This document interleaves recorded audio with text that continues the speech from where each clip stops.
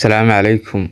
Isku soo noqod wanaagsan saaxiibayaal. Waxaan idinka raali gelinayaa muddo 3 toddobaad ah inaan mashquulay oo aanan wax cashar ah soo gelin. Marka hadda laga bilaabo saaxiibayaal casharadu toos bay noogu soconayaan. Waxaan u soo gelin doonaa maalin dhaaf. Markaan maanta soo gelino ka ku xigana saa dambe ayaan soo gelin doonaa insha Allah. Markaas saas ay casharadu noogu socon doonaan. Casharkeena maanta waxa weeye 12 daily uses sentences. waa 12 weerood oo si maalinlaha loo isticmaalo.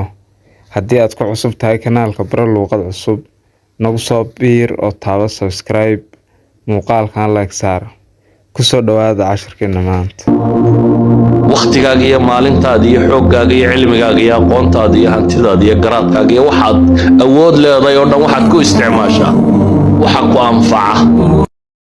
Are you done? Ma dhamaysay? Are you done? Ma dhamaysay? I feel much better now. Hadda aad baan u roonahay. I feel much better now. Hadda aad baan u fiicanahay. Enjoy yourself. Naftaada ku raaxayso. Enjoy yourself.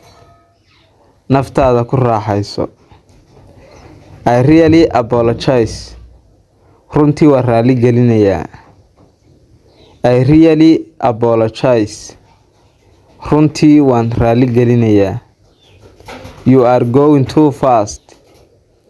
Aad baad u dheeraynaysaa. You are going too fast. Aad baad u dheeraynaysaa. No, I don't want. Maya ma rabo. No, I don't want. Maya ma rabo. See you next time. Marka xigtaynu is arki doonaa. See you next time. Marka xigtaan is arki doonaa. It doesn't matter. Dhib ma leh. It doesn't matter. Dhib ma leh. Have a good day. Maalin wanaagsan. Have a good day. Maalin wanaagsan. I don't care. Waxba igama gelin. I don't care. Waxba igama gelin. Can I ask you something? Wax ma ku weydiin karaa? Can I ask you something? Wax ma ku weydiin karaa?